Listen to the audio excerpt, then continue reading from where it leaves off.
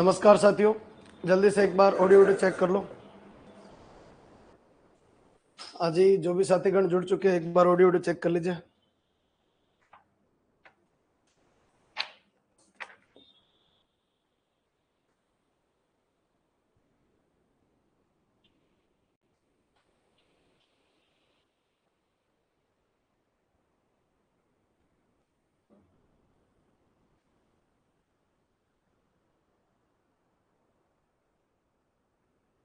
Clear? चलो, हाँ जी, LPP के है, अपन क्वेश्चन देख लेते हैं। 2016 से लेके 2025 के अंदर जितने भी क्वेश्चन पूछे हुए हैं उन क्वेश्चन को अपन देख लेते हैं।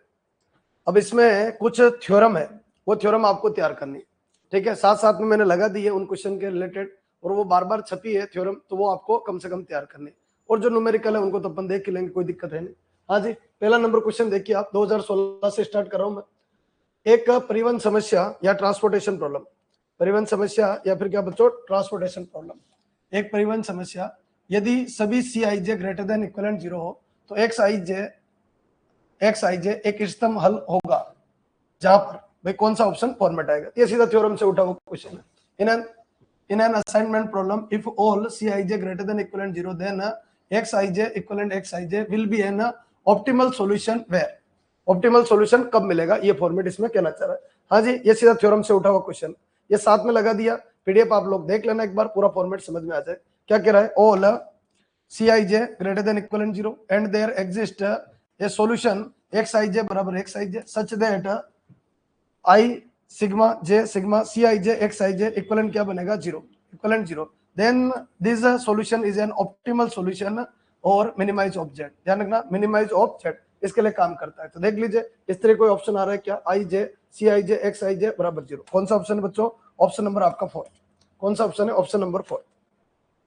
हाँ जी, तो जहां थ्योरम है वहां अपने नहीं चलेगी बच्चों, थ्योरम कम से कम क्लियर करनी है आपको, थ्योरम याद करके जानी है, ठीक है। डायरेक्ट एग्जाम के अंदर थ्योरम आती है और वहां से क्वेश्चन आ जाएगा। 2-3 ही है जो मोस्ट इंपोर्टेंट है, जहां से पूछे जा रहे बार बार क्वेश्चन। तो एक थ्योरम ये भी है किसकी बच्चों, असाइनमेंट प्रॉब्लम की। अभी जो असाइनमेंट प्रॉब्लम अभी 1-2 साल के अंदर, ये 2016 का क्वेश्चन है बच्चों, पर अभी के अंदर असाइनमेंट प्रॉब्लम से क्वेश्चन आने लगे, न्यूमेरिकल आने लगे। कैसे आते हैं अपन देखेंगे आगे, पर पहले बताइए ये थोड़ा सा याद रखना है, ठीक है ना। अपना अपना मीडियम देख लेना आप और उसके अकॉर्डिंग तैयार कर लीजिए। इंग्लिश मीडियम में इंग्लिश मीडियम, हिंदी मीडियम में हिंदी मीडियम, दोनों मीडियम में मैंने इसको डाल दिया, ठीक है। चलो बढ़ते बच्चों आगे, नेक्स्ट क्वेश्चन के ऊपर आते हैं।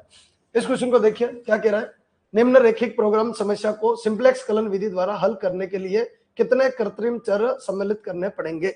हाँ जी, निम्न रेखिक प्रोग्राम समस्या को सिंप्लेक्स कलन विधि द्वारा हल करने के लिए कितने कृत्रिम चर सम्मिलित करने पड़ेंगे। To solve the following LPP by simplex method how many artificial variable will be added. बच्चों 3 तरीके के वेरिएबल होते हैं, सरप्लस वेरिएबल और स्लैक वेरिएबल और आपका आर्टिफिशियल वेरिएबल। तो ये किसकी बात कर रहा है, आर्टिफिशियल वेरिएबल की बात कर रहा है, ठीक है। अब एक बार इस फॉर्मेट को देखिए, क्या ये काम आएगा कि आर्टिफिशियल वेरिएबल में, नहीं, आर्टिफिशियल वेरिएबल के अंदर ये फॉर्मेट काम आएगा। ये तो डायरेक्ट इक्विवेलेंट बनी हुई, इसमें तो कोई कंसेप्ट बनेगा नहीं, डायरेक्ट इक्विवेलेंट बनी हुई, ठीक है। यहाँ पर आ जाइए, इस फॉर्मेट के अंदर अपन देखें तो क्या फॉर्मेट बैठेगा, पहले इक्वेशन तो डायरेक्ट बनी हुई, यानी 3x1 प्लस x2 इक्वलेंट 4। तो इसमें तो बच्चों आप कुछ भी जोड़ नहीं सकते। हाँ, यहाँ बोलिए x1 प्लस 2x2 और यहाँ पर क्या एक स्लैक वेरिएबल जुड़ेगा प्लस x3 और इक्वलेंट कितना आएगा बच्चों, 3 आएगा, ठीक है। यहाँ पर और इसके अंदर अगर बात करें 2x1 प्लस और x2 और इसमें बच्चों कितना माइनस x4, यानी एक सरप्लस वेरिएबल जुड़ेगा और ग्रेटर देन इक्वलेंट कितना हो गया बच्चों, 3 हो गया। ग्रेटर देन इक्वलेंट 3 की जगह कितना आ जाएगा, इक्वलेंट आ जाएगा।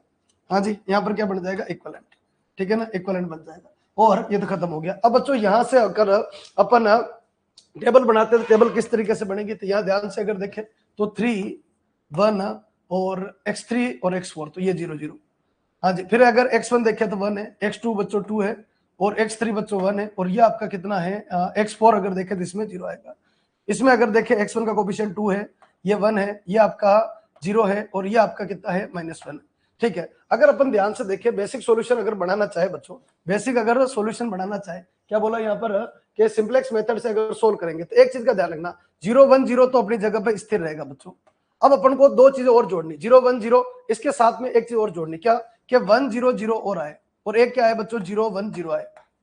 हाँ जी, सॉरी 0 1 0 तो आ गया, ठीक है ना। एक तो कितना हो गया 1 0 0 और एक कितना हो गया 0 0 1, फॉर्मेट 0 010 एक तो बेसिक सॉल्यूशन के अंदर आपका ये काम आ जाएगा, इनिशियल जो बेसिक सॉल्यूशन होगा उसके अंदर 010 काम आ जाएगा। इसके अलावा 100 और आना चाहिए, 001 और आना चाहिए। मतलब कितने आर्टिफिशियल वेरिएबल जुड़ेंगे, आर्टिफिशियल वेरिएबल 2 जुड़ेंगे भाई, अपन 2 कॉलम और जोड़ रहे हैं, 100 और 001। बाकी एक कहां से आ गया, एक यहां से आ गया, 010 यहां से आ जाएगा, 100 से एक और जुड़ेगा, 001 से यहां जुड़ेगा। तो कितने आर्टिफिशियल वेरिएबल अगर जुड़ेंगे तो बच्चों 2 जुड़ेंगे। हाँ जी, कमेंट कर दीजिए क्या है क्लियर है।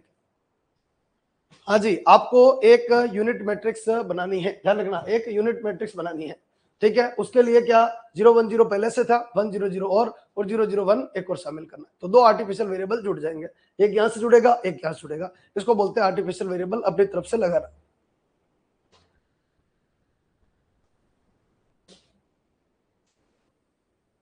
कंप्लीट, कमेंट करते जाओ सब लोग।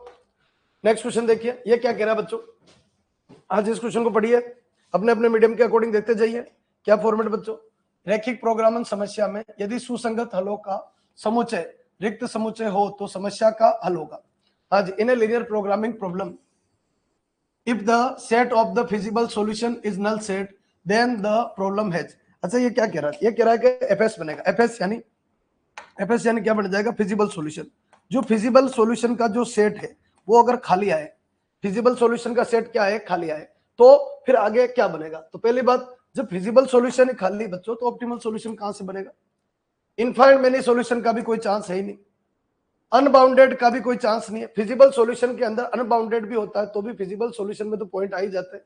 ऑप्टिमल सॉल्यूशन के लिए पॉइंट चाहिए, अनंत हल के लिए भी पॉइंट चाहिए। आंसर क्या आएगा, कोई हल नहीं। आंसर क्या आ जाएगा, कोई हल नहीं, नो सॉल्यूशन। हाँ जी, आंसर क्या बन जाएगा, नो सॉल्यूशन। कि फिजिबल सॉल्यूशन का अगर सेट खाली रह जाता है तो उस एलपीपी का जो आंसर है वो आपका क्या आएगा, नो सॉल्यूशन आएगा। उस एलपीपी का जो आंसर है वो आपका क्या आएगा, नो सॉल्यूशन आएगा। हाँ जी, कमेंट कर दीजिए क्या ये क्लियर। एफएस खाली तो साहब ओएस तो चांस ही नहीं, ये मान के चलिए। एफएस खाली है तो ओएस का कोई चांस नहीं है। हाँ, एफएस में अगर कोई सॉल्यूशन आएगा तो फिर विचार करेंगे अपन सॉल्यूशन किस तरीके से बनेंगे। कंप्लीट। आज नेक्स्ट फॉर्मेट भाई, इस क्वेश्चन को देखिए। द अवमुख, दो अवमुख समुच्चयों का सरनेश, the intersection of two convex set. बहुत सारे क्वेश्चन ऐसे होते हैं जिनको हिंदी के बजाय आप इंग्लिश में देखिए, ज्यादा बेहतर रहेगा। तो the intersection of two convex set, बच्चों 2 सेट में ले रहा हूं, फॉर्मेट सेट करना। जैसे ये फॉर्मेट ले लिया, एक सेट आपका ये बन गया, और इसका जो क्षेत्र है यानी रीजन जो है वो आपका ये वाला रीजन आ गया, अंदर वाला रीजन। कौन सा ले लिया बच्चों, अंदर वाला रीजन ले लिया। अगर आपसे बोले क्या ये कॉन्वेक्स सेट है, क्या ये कॉन्वेक्स सेट है क्या बच्चों, ये कॉन्वेक्स सेट है। ध्यान रखना, ये क्या है, कॉन्वेक्स सेट है। इसके कोई भी 2 पॉइंट को अगर लेंगे अपन तो कॉन्वेक्स सेट बनेगा। एक और कॉन्वेक्स सेट बनाया बच्चों, एक कॉन्वेक्स सेट और बनाया, ये वाला एक कॉन्वेक्स सेट आ गया, ये वाला आपका एक कॉन्वेक्स सेट हो गया। इस तरीके से फॉर्मेट बनेगा, ये कॉन्वेक्स सेट। अब इन दोनों का इंटरसेक्शन की बात हो रही, किसकी बात हो रही, इन दोनों के इंटरसेक्शन की बात हो रही। इंटरसेक्शन की अगर अपन बात करें बच्चों तो इंटरसेक्शन वाला कौन सा सेक्शन आएगा, तो इंटरसेक्शन वाला सेक्शन ये आएगा, ये दोनों का इंटरसेक्शन है। ये दोनों का क्या बच्चों, आपका इंटरसेक्शन। जो ब्लैक ब्लैक है ना, ये दोनों का क्या हो गया, इंटरसेक्शन हो गया। तो ये जो इंटरसेक्शन वाला सेक्शन है भाई, पहला जो ग्रीन वाला वो भी आपका कॉन्वेक्स सेट है, जो येलो वाला ये भी आपका कॉन्वेक्स सेट है, तो जो ब्लैक वाला है वो भी आपका क्या बनेगा, कॉन्वेक्स सेट बनेगा। तो the intersection of two convex set is always, हाँ जी, is always a convex set, is always a convex set. दो कॉन्वेक्स सेट का इंटरसेक्शन ऑलवेज क्या होता है बच्चों, आपका कॉन्वेक्स सेट होता है। ये ध्यान रखना। कंप्लीट बच्चों, थोड़ा सा ध्यान रखना, पूरा फॉर्मेट, इसके कोई भी 2 पॉइंट ले लीजिए। कॉन्वेक्स सेट की डेफिनेशन क्या होती है, उस रीजन में से 2 पॉइंट अपन 2 पॉइंट से अगर लाइन बनाए तो उस लाइन के ऊपर रहने वाले जितने भी पॉइंट है वो किससे बिलोंग करने चाहिए, उस रीजन से बिलोंग करने चाहिए। तो यही चीज है यहाँ पर। अगर अपन आएंगे इस फॉर्मेट को, अगर जैसे यहाँ बढ़ाए फॉर्मेट के अंदर, तो और इसका रीजन अगर सेलेक्ट अपन करें तो इसके कोई से भी 2 पॉइंट ले लीजिए आप, कोई से भी 2 पॉइंट ले लीजिए, चाहे यहाँ ले लो चाहे यहाँ ले लो, और इसको मिला लीजिए। इसका जो जितने भी पॉइंट है वो सारे पॉइंट है उस रीजन से बिलोंग करने चाहिए। ये डेफिनेशन किसकी होती है, कॉन्वेक्स सेट की होती है। कंप्लीट बच्चों, फटाफट एक बार कमेंट कर दो क्या है क्लियर। ये 2016 के क्वेश्चन चल रहे हैं बच्चों, अभी भी लगभग एलपीपी के क्वेश्चन इतने ही आते हैं आपके। 2025 के अंदर भी क्वेश्चन इतने ही पूछे जाते हैं, लगभग 6 से 8 क्वेश्चन इसके अंदर पूछे जाते हैं और आपको तैयार करना है। पहले भी इतने ही आते थे, लगभग 5 से 6 पहले भी आते थे और अभी 6 से 8 के बीच में आते हैं।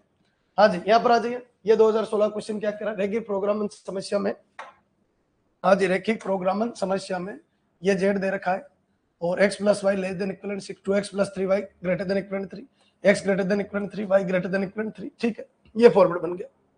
हाँ जी, बोलो फॉर्मेट क्या क्या क्या दे रखा है, क्या क्या फॉर्मेट आएगा।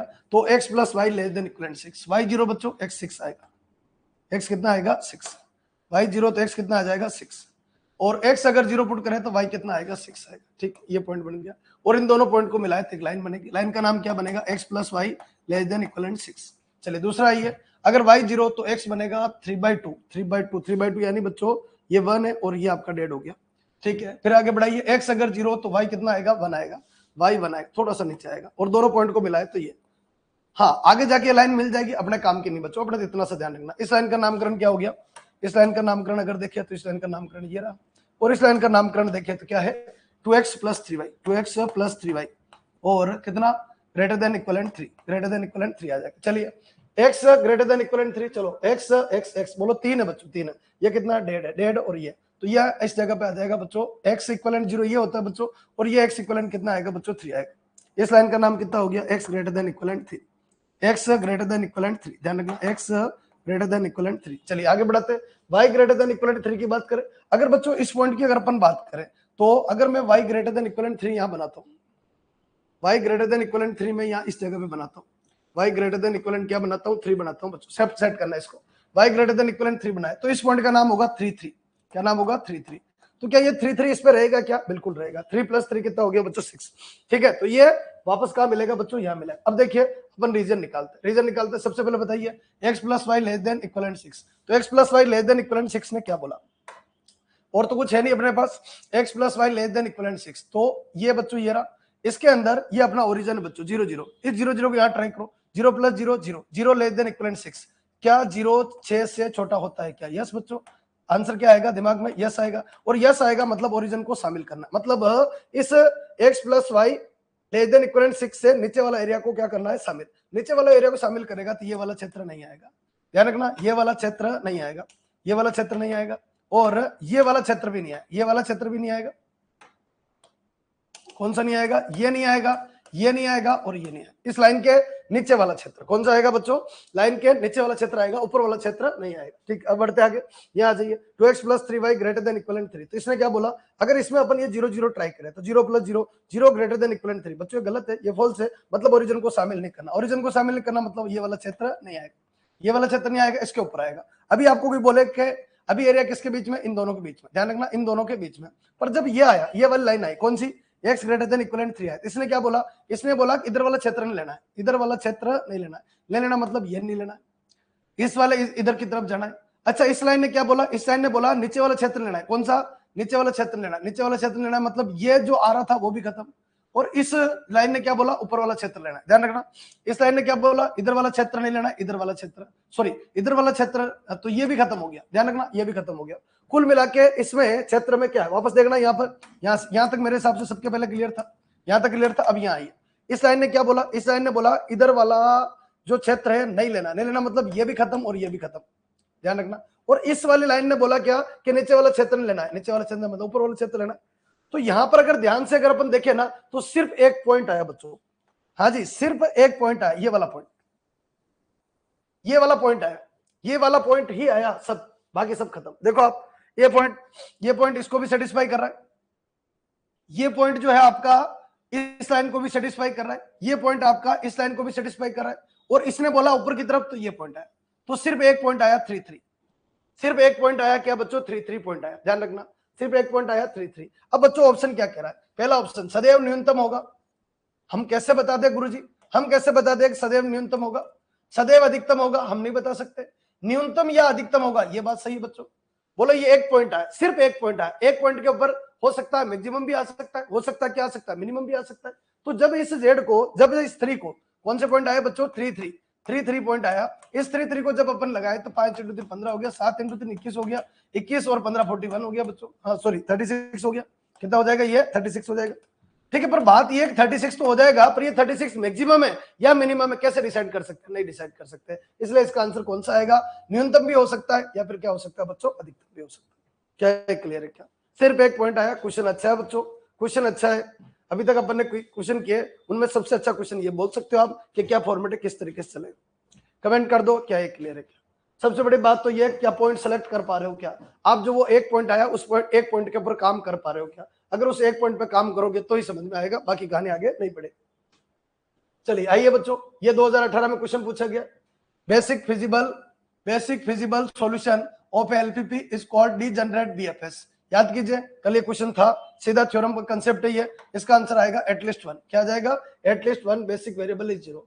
At least one basic variable is zero, कल भी आया था, फिर ध्यान रखना। Basic feasible solution of LPP is called degenerate BFS if at least one basic variable is zero. ठीक है, क्या कह रहा है बच्चों? ये फॉर्मेट कह रहा है आपका कि एक एलपीपी का आधारित सुसंगत हल अपभ्रष्ट आधारित सुसंगत हल कहलाता है यदि कम से कम एक आधारित चर क्या होना चाहिए? शून्य होना चाहिए। यदि कम से कम एक आधारित चर क्या होना चाहिए? शून्य होना चाहिए। ठीक है, ये ध्यान रखना है, थोड़ा सा याद रखना है। चलिए बड़े बच्चों आगे यहाँ पर आ जाइए बच्चों, ये सीधी एबीसी थ्योरम से क्वेश्चन उठा है, थ्योरम लगा दी मैंने साथ में, थोड़ा देख लेना एक बार फॉर्मेट। हाँ जी, क्या बोला? Every extreme point of a convex set of all feasible solution of the system x बराबर बी इज। हाँ जी, अब इसको यहाँ देखिए, every extreme point of the convex set of all fs of the system x बराबर b is a bfs and vice versa। bfs, अब देखिए यहाँ पर आंसर क्या आएगा? Basic feasible solution. क्या आंसर आएगा बच्चों? हिंदी पढ़ने वाले हिंदी पढ़ने में देख लीजिए, निकाय x बराबर b के सभी fs के अवमुख समुच्चय का प्रत्येक चरम बिंदु एक bfs होता है। एक बीएफएस होता है। निकाय x बराबर b के सभी सुसंगत हलों के अवमुख समुच्चय का प्रत्येक चरम बिंदु होता है क्या? आधारित सुसंगत हल। क्या होता है बच्चों? आधारित सुसंगत हल। कौन सा ऑप्शन आएगा इसका? Option number C. ठीक है, ये सीधे थ्योरम से उठे हुए क्वेश्चन है बच्चों, लगभग 30 के आसपास क्वेश्चन मेरे पास आए हैं, उसमें से 3 से 4 क्वेश्चन ऐसे जो थ्योरम से रिलेटेड है और बार बार रिपीट हो रहे, उनको कम से कम आपको तैयार करना। कंप्लीट बच्चों, ये साथ में डाल दिया, पीडीएफ आ जाएगी आपके पास, इसको तैयार कर लेना। कंप्लीट। बढ़ते आगे, नेक्स्ट फॉर्मेट के ऊपर आते हैं। अगले क्वेश्चन पे आइए बच्चों, ये तो भाई फेवरेट है ही है इनका। To obtain the non degenerate BFS of m n to n transportation problem the number of occupied cell be. हाँ जी, टोटल सेल कितनी बनेगी? ध्यान रखना, टोटल सेल बनेगी एम एन। टोटल सेल कितनी बनेगी? M n. अब उसमें से भरने वाली सेल कितनी बनेगी? M plus n minus one. M plus n minus one, ये भरने वाली सेल है। और खाली सेल कितने बनेगी? खाली सेल बनेगी बच्चों m n minus m plus n minus one, ये खाली सेल बनेगी बच्चों। और इसको सोल्व अगर करे तो एम एन कितना बनेगा? एम एन माइनस एम और माइनस एन माइनस वन या प्लस वन, फॉर्मेट आ जाएगा। अगर इन दोनों में से कॉमन ले तो बच्चों एम आएगा, और कितना बनेगा? एन माइनस वन कॉमन ले तो एन माइनस वन, आज दोनों में से फिर से कॉमन ले तो एन माइनस वन, और ये कितना बनेगा बच्चों? M minus one. यानी ये क्या है? ये तो है बच्चों टोटल सेल। टोटल सेल इतनी होती है ट्रांसपोर्टेशन प्रॉब्लम में।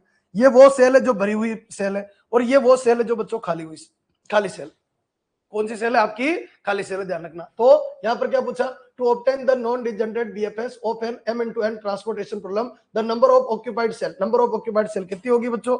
नंबर ऑफ ऑक्यूपाइड सेल की अगर अपन बात करें तो ये फॉर्मेट आपका बनेगा equal to m plus n minus one. Less than नहीं बच्चों, गड़बड़ है। इक्वल टू एम प्लस, नहीं बच्चों ये भी खत्म। मोर देन, नहीं ये भी खत्म। आंसर क्या आएगा? Equal to m plus n minus one. किसके बराबर होगा? M plus n minus. ये फॉर्मूला याद कर लीजिए, ट्रांसपोर्टेशन प्रॉब्लम पे क्वेश्चन नहीं आया आज तक। ट्रांसपोर्टेशन प्रॉब्लम पे कोई क्वेश्चन नहीं आया, सीधा इस जगह से क्वेश्चन पूछ लेता है, और आपको ध्यान रखना है 2 नंबर आपके हो जाएंगे परमानेंट। ठीक है, 2-3 क्वेश्चन है, बार बार घूम के आ रहे हैं। क्या कि टोटल सेल कितनी होगी? एम एन होगी। हाँ जी, ऑक्यूपाई वाली सेल कितनी भरी जाएगी? M plus n minus one. किसके लिए? नॉन डिजनरेट के लिए। और ये किसके लिए? खाली के लिए। खाली कितनी रहेगी? एम माइनस वन और एन माइनस वन। कंप्लीट बच्चों, फटाफट कमेंट कर दो, फिर चले आगे, नेक्स्ट फॉर्मेट बढ़ते हैं।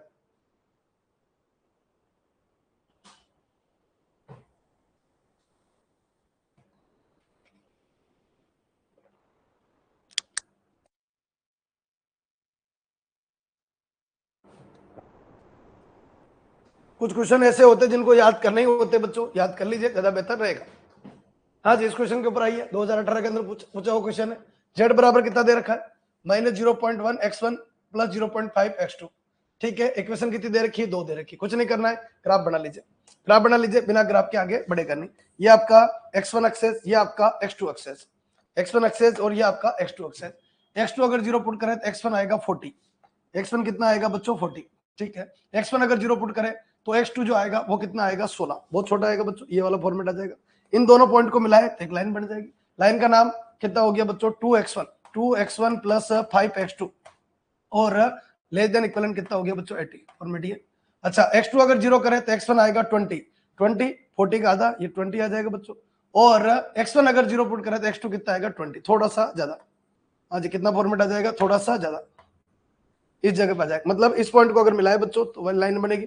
ध्यान रखना ये 16 बच्चों, थोड़ा सा ज्यादा ही होगा, बड़ा ज्यादा नहीं होगा, ठीक है। तो ये आपकी लाइन क्या बन गई, x1 प्लस x2 और कितना लेस देन इक्वलेंट 20। अब बच्चों एरिया का सिलेक्शन कर लीजिए, एरिया का सिलेक्शन कीजिए। बोलो कैसे, दोनों ने क्या बोला, दोनों ने बोला लेस देन इक्वलेंट 0, इसने क्या बोला ग्रेटर देन।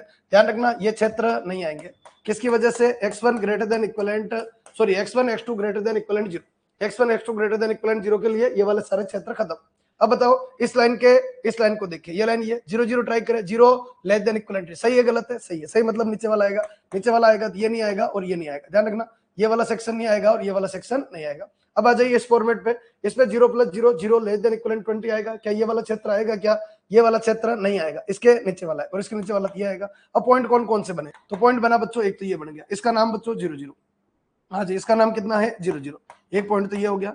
अच्छा इस पॉइंट का नाम अगर देखें बच्चों तो इस पॉइंट का नाम कितना हो जाएगा, तो 20,0 कितना आएगा 20,0, ठीक है। और इस पॉइंट का नाम अगर अपन देखें तो इसका नाम कितना आएगा 0,16, कितना आ जाएगा 0,16 पॉइंट आ जाएगा। अब ये पॉइंट चाहिए अपन को, तो देखिए एक बार 20,0 ऑप्शन में है क्या, हाँ है, 0,16 भी है क्या, बिल्कुल है। अच्छा ये जो पॉइंट है वो कितना 20/3 और 40/3, एक काम करो बच्चों ये पॉइंट इसमें पुट ही कर दो, ज्यादा बेहतर है कि भाई अपने पास ये पॉइंट ही तो नहीं है, इस पॉइंट का नाम ये हो सकता है क्या, तो इसको निकालने के बजाय आप पुट कर दो, कैसे 20/3 और 40/3, 20 और 40 कितना हो गया 60, 60/3 कितना 20, सही है। यहाँ 20 × 2 बच्चों 40, 40/3 और 40 × 5 ये कितना हो गया 40/3, तो ये हो गया 40/3, तो ये हो गया, प्लस आगे बढ़ाते 40/3 और प्लस 5 × 40 200 और 200 बटा कितना हो गया 3, तो ये कितना हो गया 240/3 मतलब 80। ये जो पॉइंट है ना ये वाला दोनों कट पॉइंट है ना, ये है 20/3 और कितना बच्चों 40/3। एक बार कमेंट कर दो क्या ये क्लियर है क्या, ये क्लियर है क्या। आप चाहो तो उन दोनों लाइन का इंटरसेक्शन भी निकाल सकते हो, आप चाहो दोनों लाइन का इंटरसेक्शन भी निकाल सकते हो, आप चाहो तो ऐसे भी कर सकते हो। ये जो पॉइंट है अपन को पता है 0,16 है, 20,0 है और 20/3, 40/3। कंप्लीट सबके, कमेंट कर दो, नहीं समझ में आया तो फॉर्मेट को बढ़ा देते वापस समझाए तो कोई दिक्कत वाली बात। क्षेत्र कौन सा आएगा, ये आएगा, ये आएगा, यहां से ये वाला पूरा फॉर्मेट, ये वाला क्षेत्र आएगा कंप्लीट। हाँ जी अब आ जाइए, क्या पूछा आपसे, मैक्सिमा मिनिमा, मैक्सिमम पूछा, मैक्सिमम पूछा। जेड कितना दे रखा है, जेड बराबर दे रखा है कितना -0.1 x1 और प्लस कितना बच्चों 0.5 और कितना दे रखा है x2, ठीक है ये फॉर्मेट दे रखा है। चलो ट्राई करें, 0 0 अगर डालेंगे 0 आ जाएगा। जेड में अगर 0 0 वैसे ऑप्शन में नहीं है पर आंसर कितना बच्चों 0 है। जेड में आगे बढ़ाए कितना बच्चों 20,0, कितना बच्चों 20,0, 20 यहाँ लगाते 0 है तो खत्म हो गया, 20 अगर लगाए तो इसका आंसर कितना आएगा 20, मतलब 10 हटेगा, पॉइंट हटेगा तो कितना आ जाएगा 10 से 10 खत्म हो जाएगा, यानी इसका आंसर आएगा -2।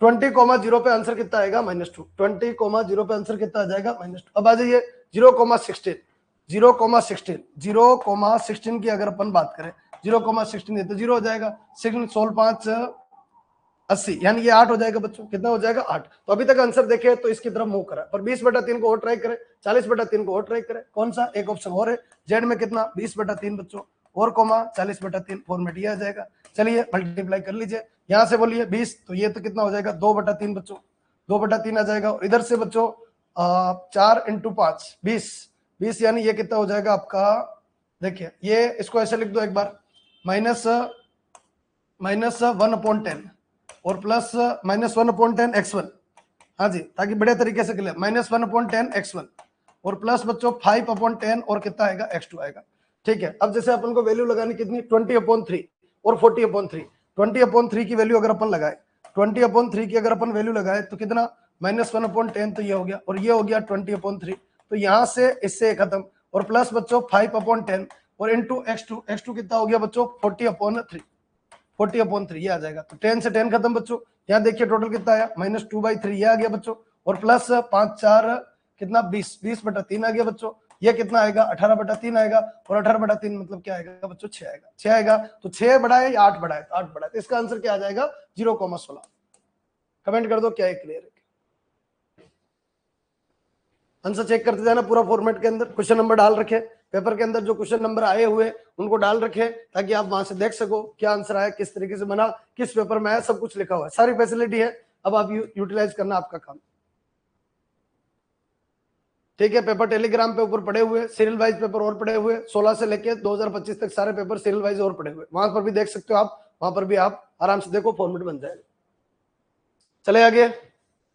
हाँ जी, नेक्स्ट क्वेश्चन के ऊपर आइए। ये क्या कह रहा है बच्चों, which of the following method is commonly used to assignment problem. बच्चों असाइनमेंट प्रॉब्लम में ज्यादा मेथड है ही नहीं। निम्न में से कौन सा तरीका मुख्य रूप से नियतन समस्या को हल करने के लिए प्रयुक्त होता है। एक ही मेथड है बच्चों, एक ही मेथड है। कौन सा बच्चों, हंगेरियन मेथड। कौन सा मेथड है, हंगेरियन मेथड। अच्छा ये किसका है, ये बच्चों ट्रांसपोर्टेशन प्रॉब्लम का, ध्यान रखना। ये किसका बच्चों, ये ट्रांसपोर्टेशन, टीपी का बच्चों, ट्रांसपोर्टेशन प्रॉब्लम का। नॉर्थ वेस्ट कॉर्नर मेथड, ये भी ट्रांसपोर्टेशन प्रॉब्लम का। और स्टेपिंग स्टोन मेथड, ये तो बच्चों किसी का नहीं, पूरा फॉर्मेट खत्म हो गया। तो दो ऑप्शन तो आपके टीपी के हो गए, और एक मेथड आपका किसका हो गया, आपका किसका हो गया बच्चों, नियतन समस्या या असाइनमेंट प्रॉब्लम का। क्लियर, फटाफट जल्दी कमेंट करते जाओ। 2018 में पूछा वो क्वेश्चन नहीं है।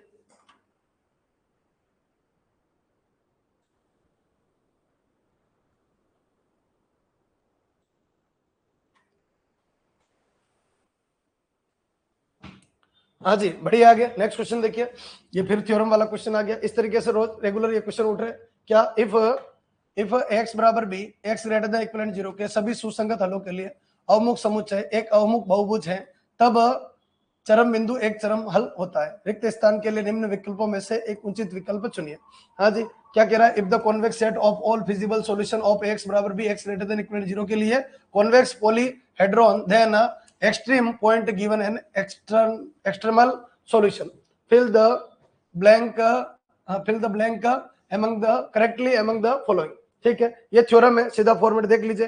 If the convex set of a feasible solution of x बराबर b, x greater than 0 is a convex polyhedron then at least one of the extreme point, ये ध्यान रखना, एटलीस्ट वन ऑफ द, क्या बनेगा बच्चों, एटलीस्ट वन ऑफ द, ध्यान रखना, at least two of the नहीं, at least one of the point given an optimal solution. यदि निकाय x बराबर b, x greater than equivalent 0 के लिए फिजिबल सॉल्यूशन का अवमुख समुच्चय एक अवमुख बहुफल की हो, तो उसका कम से कम एक चरम बिंदु ऑप्टिमल सॉल्यूशन व्यक्त करता ही है। ध्यान रखना, कंप्लीट बच्चों, ये थोड़ा सा ध्यान रखना, पूरा फॉर्मेट है, सीधा थ्योरम है, और सीधा थ्योरम से अपन को फॉर्मेट आना चाहिए।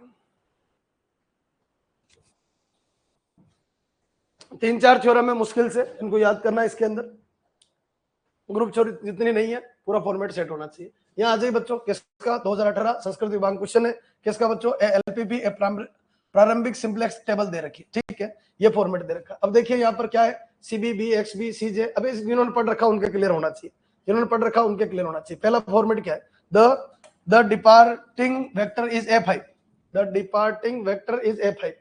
डिपार्टिंग वेक्टर क्या है बच्चों, A5 है। डिपार्टिंग वेक्टर क्या है, A5 है। अच्छा, दूसरा the entering vector is A2, ठीक है, प्रवेशी सदिश A2, ये बात सही है बच्चों। प्रवेश सदिश ये देखिए, ये -3 आ रहा है बच्चों, तो ये प्रवेशी सदिश। भाई एंट्री करने वाला कौन है बच्चों, ये, तो ये ट्रू है। क्या चाहिए बच्चों, फॉल्स चाहिए, ध्यान रखना, क्या चाहिए, फॉल्स, असत्य चाहिए, फॉल्स चाहिए, ठीक है। अब फॉर्मेट यहाँ आइए, दोनों में से छोटा देखिए, 3 और 10/3 में से छोटा देखिए, 3 और 10/3 में छोटा 3 है, 3 है। अब 3 है, 3 पे कौन है बच्चों, A5, 3 पे कौन है बच्चों, A5। तो A5 जो है मतलब पहला वाला जो स्टेटमेंट है, अपगामी जो है, अपगामी मतलब क्या हो गया, डिपार्टिंग वेक्टर जो है ना वो A5 होगा, ठीक है। अब ये दोनों जहां मिलेंगे, ध्यान रखना, इधर से आइए, इधर से तो ये वाला, और इधर से बच्चों ये वाला, ये दोनों जहां मिलेंगे ना, दोनों जहां मिलेंगे उसको बोलते हैं की एलिमेंट।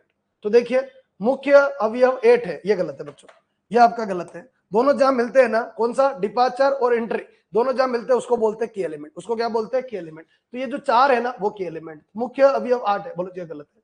चलो x4, x5, x6 के संगत सदिश का एक तत्समक अवयव बनाते हैं। कौन कौन बच्चों, x4, x5, सही बात है, क्योंकि ये इनिशियल टेबल है, तो x4, x5, x6 क्या बनाते हैं, तत्समक, तत्समक मतलब आइडेंटिटी। चलो x4, x5, x6 के संगत सदिश एक तत्समक अवयव बनाते हैं। अभी थोड़ी देर पहले मैंने एक क्वेश्चन आया था, वहां पर मैंने बात करी, देखो एक क्वेश्चन आया था शुरुआत में, एक क्वेश्चन आया था ये वाला, ये देखो आर्टिफिशियल वेरिएबल के लिए, वहां पर मैंने क्या बोला, एक आइडेंटिटी मैट्रिक्स बनानी पड़ेगी। कैसे, 0 1 0 तो ले लिया, फिर 1 0 0 और 0 0 1, ये आर्टिफिशियल वेरिएबल लगाए। वे किसी का पेयर नहीं होता है, तो फिर उसको क्या करते, आर्टिफिशियल पेयर लगाते। तो वही चीज यहाँ पर भी है, क्या कि 010 तो आ गया, पर 100 और 001 और चाहिए, तो वो फॉर्मेट है और उसके लिए सिंपलेक्स टेबल बनती है। और वही काम आपका यहाँ पर कर रहा है, या वही काम यहाँ पर कर रहा है। देखो x4 x5 x6 के संगत सदिश एक तत्समक अवयव बनाते हैं। The vector corresponding two variable x4 x5 x6 from an identity matrix. जैसे वहां आइडेंटिटी मैट्रिक्स बना रहे थे, यहाँ पर भी क्या बना रहे, आइडेंटिटी मैट्रिक्स बना रहे। तो ये साला ये स्टेटमेंट जो है ये क्या है, ट्रू है। मतलब आंसर कौन सा आएगा, आंसर आएगा ये आपका क्या है, ये ट्रू है बच्चों, ये आपका ट्रू है और ये आपका ट्रू है और ये क्या आएगा, फॉल्स। बहुत सारे बच्चे डरते रहते हैं, बहुत सारे बच्चे सिंपलेक्स टेबल को लेकर डरते रहते हैं। एक बार पढ़ लेना, एक बार सुन लेना आप मेरे से, कोई दिक्कत नहीं आने वाली, कोई दिक्कत नहीं आने वाली, सारे के सारे क्वेश्चन हो जाएंगे, ठीक है ना, सारे के सारे हो जाएंगे। पर एक बार मन लगा के सुनना पड़ेगा। लगभग 3-4 क्लास इसकी बनी हुई है, 3-4 क्लास के अंदर ही कवर हो जाएगा। पर एक बार कवर कर लिया अगर आपने तो सब सेट हो जाएगा। सीबीबी आपके ये जेड माइनस सीजे वगैरह क्या क्या होते हैं सब समझ में आ जाएगा। क्लियर बच्चों, एक बार कमेंट कर दो एक बार। अच्छा क्वेश्चन है, कुछ क्वेश्चन इसमें मतलब पेज भरने के लिए आता है, ये मान के चलिए पेज भर गया और बंदे के नंबर छूट जाते हैं। और बहुत सारे बच्चे कोशिश कर लेते हैं, जिनकी नौकरी लगती है वो कोशिश करते हैं ऐसे क्वेश्चन के अंदर ताकि उनके 2 नंबर आ जाए। अब इस क्वेश्चन में बिल्कुल जरा सा भी दम नहीं, ठीक है, जरा सा भी दम नहीं, ध्यान रखना। ये वाला ये जो 3 कम से कम छोटा होता है उससे बाहर होता है और इसके सामने A5 आपका एग्जिट होगा। कंप्लीट। हाँ जी बड़े बच्चों आगे नेक्स्ट क्वेश्चन के ऊपर आइए। हाँ इस क्वेश्चन के लिए ये अपने नोट्स में भी था क्वेश्चन, ठीक है, और ये पूछा हुआ भी है। तो अब देखो यहाँ पर थोड़ा मैं छोटा कर देता हूँ ताकि थोड़ा आइडिया लग जाए। देखो इसको पढ़िए। If we have BFS consisting of a m plus n minus 1 independent positive allocation and a set of arbitrary number ui or vj I बराबर 1 2 3 m j बराबर 1 2 3 n such that CRS UR plus VS for all occupied cell। Exam के अंदर ये आ जाए क्या, occupied cell मतलब भरे हुए सेल के लिए फॉर्मूला क्या है, तो CRS बराबर UR plus VS। then the evolution Dij corresponding to each empty cell। ये किसके लिए, अब बात किसकी हो रही है बच्चों, एम्प्टी सेल के लिए बात हो रही है। तो एम्प्टी सेल के लिए Dij बराबर क्या है, Cij minus UI plus Vj। Dij बराबर क्या है, Cij माइनस क्या बोलो UI प्लस Vj। हाँ जी हिंदी मीडियम देख लीजिए। यदि एक आधारी सुसंगत हल में m प्लस n माइनस 1 स्वतंत्र धनात्मक नियतन हो तथा स्वच्छ संख्या UI Vj I बराबर 1 2 से लेके m j बराबर 1 2 से लेके n सभी इस प्रकार हैं कि भरी हुई कोष्टिकाएं RS के लिए, भरी हुई कोष्टिका लिए क्या बोलो, CRS बराबर UR प्लस VS। तो प्रत्येक खाली कोष्टिका के लिए संगत मूल्यांकन Dij बराबर Cij minus UI plus VJ, Dij बराबर Cij minus UI plus VJ। तो खाली के लिए ये याद रखना है, खाली के लिए याद रखना है और बड़ी के लिए याद रखना है। अब क्वेश्चन क्या पूछा, क्वेश्चन एज इट इज, देखो उस फॉर्मेट में एज इट इज क्वेश्चन आपके आया। क्या पूछा, यदि एक आधारी सुसंगत हल में m प्लस n माइनस 1 स्वतंत्र धनात्मक नियतन हो तथा स्वच्छ संख्या है UI मतलब 1 2 से लेके m और Vj बराबर 1 2 3 के लिए सभी इस प्रकार है कि भरी कोष्टिका RS के लिए CRS बराबर UR प्लस VS, प्रत्येक रिक्त कोष्टिका IJ के सुसंगत मूल्यांकन के लिए डेल IJ या DIJ बात है कि डेल IJ या DIJ। हमने जो Dij दे रखा है ना वहां पर किससे रिप्रेजेंट कर रहा है बच्चों, डेल IJ से, ठीक है। If we have basic feasible solution consisting of m plus n minus 1 independent positive allocation and a set of arbitrary number ui and vj satisfying CRS बराबर UR plus US for all occupied cell, then evolution del ij to each empty cell is given by। तो ध्यान रखना किसके लिए कौन सा format चलेगा बच्चों, ऑप्शन नंबर 4 डेल ij बराबर Cij minus UI plus vj। ध्यान रखना सीधा थ्योरम से क्वेश्चन उठा हुआ है, सीधा थ्योरम से क्वेश्चन उठा हुआ है ये फॉर्मेट। और अभी लेटेस्ट और किसी एग्जाम में ये क्वेश्चन आया हुआ है, आरपीएससी ने फिर इस क्वेश्चन को रिपीट किया, थोड़ा सा इसको ध्यान रखना। कंप्लीट बच्चों, ये थोड़ा सा ध्यान रखना कौन सा किस तरीके से पढ़ा रखा है, और बाकी इसको मैंने थोड़ा और डीप भी पढ़ा रखा है, ठीक है, उनको भी आप देख सकते हो। पर ये क्वेश्चन अभी हाल फिलहाल तो अपन को इस थ्योरम से ही तैयार करना है बढ़िया तरीके से। हाँ जी नेक्स्ट फॉर्मेट पे आइए। इस क्वेश्चन को देखिए बच्चों, क्या कह रहा है, आद्य समस्या प्रिमल प्रॉब्लम, आपको ड्यूल प्रॉब्लम निकालनी। क्या निकालनी बच्चों, ड्यूल प्रॉब्लम निकालनी, ठीक है। ड्यूल प्रॉब्लम के लिए कंसेप्ट क्या बनता है बच्चों, जेडपी है, इसकी जगह क्या आ जाएगा बच्चों, जेड आ जाएगा। इसका ट्रांसपोज बी का ट्रांसपोज, ध्यान रखना बी का ट्रांसपोज एक्स की जगह क्या आएगा, डब्ल्यू। ध्यान रखना जेड डी बराबर बी का transpose into W, Z D बराबर बी डब्ल्यू इंटू बी का ट्रांसपोज। नहीं बच्चों गलत है, पहला गलत है। जेड डी बराबर बी का ट्रांसपोज इंटू डब्ल्यू, ये सही है बच्चों। जेड डी बराबर, हाँ बच्चों ये भी गलत है, ये भी गलत है, नहीं आएगा, ये भी गलत है। अरे ग्रेटर देन लेस देन यहाँ कहाँ आ गए, ये तो आपका फॉर्मेट जेड डी बराबर बी का ट्रांसपोज इंटू डब्ल्यू। तो दो ऑप्शन आए, दो ऑप्शन आ गया फॉर्मेट के, ये ध्यान रखना। अच्छा यहाँ आइए, फिर वापस आ जाइए, इस वाले फॉर्मेट के अंदर कहीं बदलाव हो रहा है क्या? इस वाले फॉर्मेट यहाँ क्या बच्चों, less than equivalent, less than equivalent, यहाँ क्या आएगा? ए का ट्रांसपोज, ध्यान रखना ए का ट्रांसपोज, एक्स की जगह क्या आएगा बच्चों? डब्ल्यू आएगा, लेस देन इक्विवेलेंट की जगह क्या आएगा? ग्रेटर देन इक्विवेलेंट आएगा, और यहाँ बी की जगह क्या आएगा? सी का ट्रांसपोज, बी की जगह क्या आएगा? सी का ट्रांसपोज। देखिए कौन सा है, क्या ये है क्या? ये नहीं बच्चों, कौन सा आंसर आएगा? Option number 4। और लास्ट एंड फाइनल डब्ल्यू क्या आएगा बच्चों? ग्रेटर देन इक्विवेलेंट 0, डब्ल्यू क्या आएगा बच्चों? Greater than equivalent 0। ये क्या है बच्चों? ड्यूल प्रॉब्लम को प्रिमल प्रॉब्लम को ड्यूल प्रॉब्लम के अंदर कन्वर्ट करना। हाँ जी, अद्य समस्या को द्वैत समस्या के अंदर कन्वर्ट करना, अद्य समस्या को द्वैत समस्या के अंदर क्या करना? कन्वर्ट करना। ध्यान रखना, बी जो है उसका ट्रांसपोज मेन इक्वेशन रहता है, सी है उसका ट्रांसपोज यहाँ आ जाता है, और ए का ट्रांसपोज होता है। ग्रेटर देन इक्विवेलेंट साइन किसमें बदल जाता है? लेस देन इक्विवेलेंट, और लेस देन इक्विवेलेंट साइन किसमें बदल जाता है? Greater than equivalent. क्लियर? फटाफट कमेंट कर दो क्या ये क्लियर है?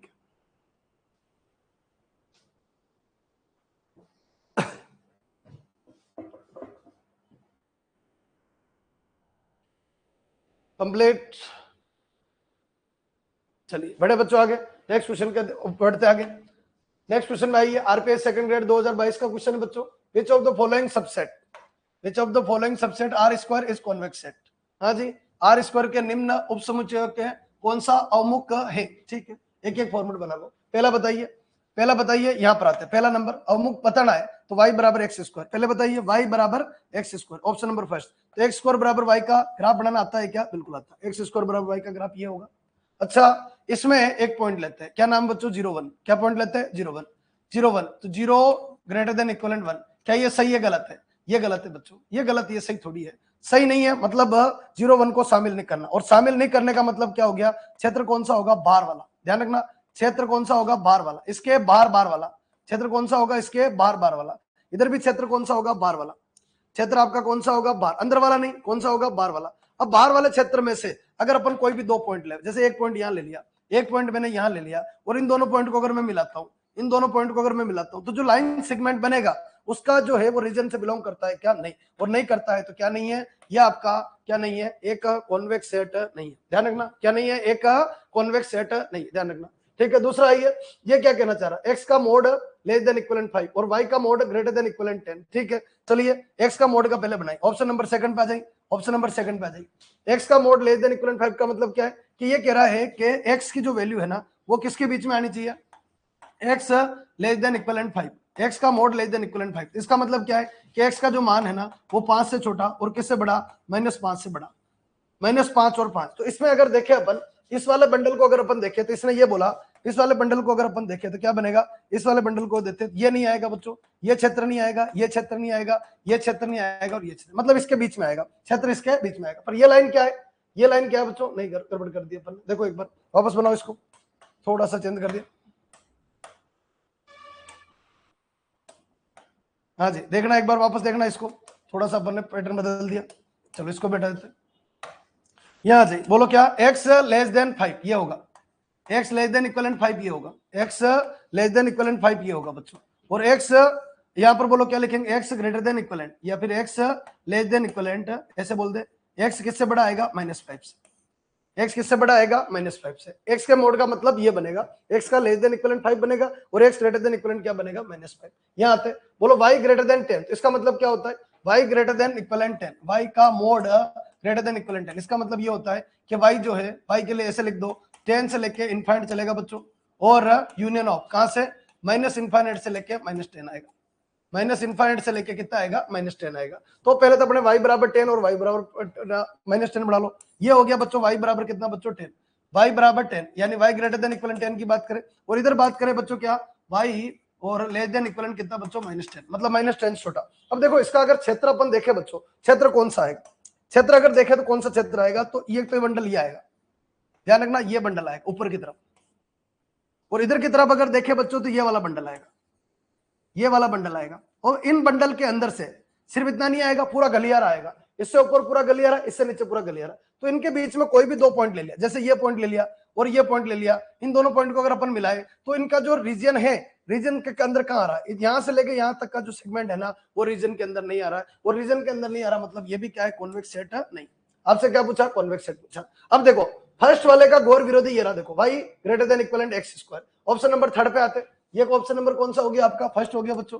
ये ऑप्शन नंबर आपका कौन सा हो गया, सेकंड हो गया। अब थर्ड पे आइए, थर्ड नंबर ऑप्शन के ऊपर आते, कितना लिखा, हाँ जी क्या लिखा, एक y ग्रेटर देन, यानी ग्राफ क्या बनेगा, ग्राफ ये बन जाएगा बच्चों, एक पैराबोला बनेगा बच्चों, ये पैराबोला बनेगा, नाम क्या है, y greater than equivalent x square. वही अपना पुराना वाला पॉइंट, कौन सा पॉइंट, 0 1, कौन सा पॉइंट है 0 1।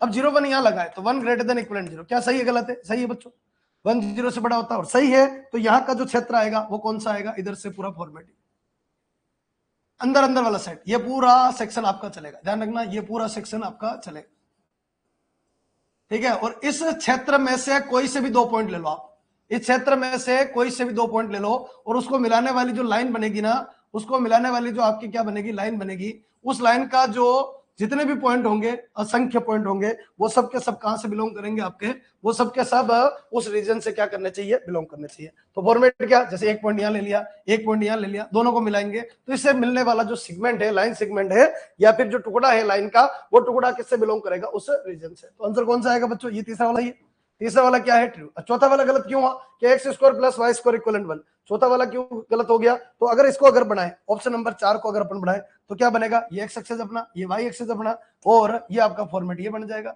अब इसमें सिर्फ इतना ही है, ध्यान रखना, सिर्फ ऊपर ऊपर ही घूम रहा है, सिर्फ आपका ऊपर ऊपर ही घूम रहा। तो यहाँ पर कोई भी 2 पॉइंट अगर अपन लेवे, यहाँ पर कोई भी 2 पॉइंट लेते, इनका जो लाइन सेगमेंट है, उसका जो टुकड़ा है वो रीजन में कहां डूबा हुआ है, बिल्कुल डूबा हुआ नहीं। तो ये भी आपका क्या है, फॉल्स है, यानी आंसर कौन सा आएगा आपका थर्ड। कमेंट कर दो क्या ये क्लियर है क्या। कॉन्वेक्स सेट का एक अच्छा क्वेश्चन है जिससे अपने कंसेप्ट क्लियर हो सकते हैं। 4 क्वेश्चन इसके अंदर दे रखे, इसको एक क्वेश्चन की तरह मत लीजिए, 4 क्वेश्चन है और उसको समझने की कोशिश कीजिए, क्वेश्चन क्या कह रहा है, किस तरीके से बनाओ। क्षेत्र कौन सा, सबसे बड़ा काम है क्षेत्र सेलेक्ट करना, अंदर वाला है बाहर वाला है, कौन सा क्षेत्र है उसके अकॉर्डिंग आप आगे बढ़िए। हाँ जी चले आगे, देखिए फॉर्मेट के अंदर, using graphical method maximum value of the objective function for the following programming problem, maximum of z बराबर 2000x 3000y। 2 लाइन आपके दे रखे, ठीक है। आलेखी विधि का प्रयोग करके निम्न प्रोग्रामन समस्या के लिए उद्देश्य फलन का अधिकतम मान होगा, ये पूरा फॉर्मेट दे रखा। सीधी बात, फॉर्मेट के ऊपर आ जाइए, लाइन बनानी पड़ेगी, बिना लाइन के कोई ऑप्शन नहीं है, ठीक है। यहाँ से y0 बच्चों तो x आएगा 90, x कितना आ जाएगा 90, ध्यान रखना ये 90 है। अच्छा x0 तो y आपका कितना आ जाएगा 5 से डिवाइड 3 और 36 मतलब काफी छोटा आएगा, ठीक है ना। फॉर्मेट ये बन जाएगा। लाइन का नाम बोलिए, लाइन का नाम कितना, 2x + 5y और लेस देन इक्विवेलेंट कितना हो गया बच्चों 180। दूसरा बच्चों y0 तो x आ गया 45 मतलब इसका आधा बच्चों, और x0 तो y भी कितना आ गया 45, ये कितना है बच्चों, ये आपका 36, ये कितना है 36। तो इसको अगर देखें तो फॉर्मेट ये आएगा। इस लाइन का नाम क्या बना, x + y और लेस देन इक्विवेलेंट कितना हो गया 45। अब चलिए बच्चों लेस देन इक्विवेलेंट कितना हो गया 45।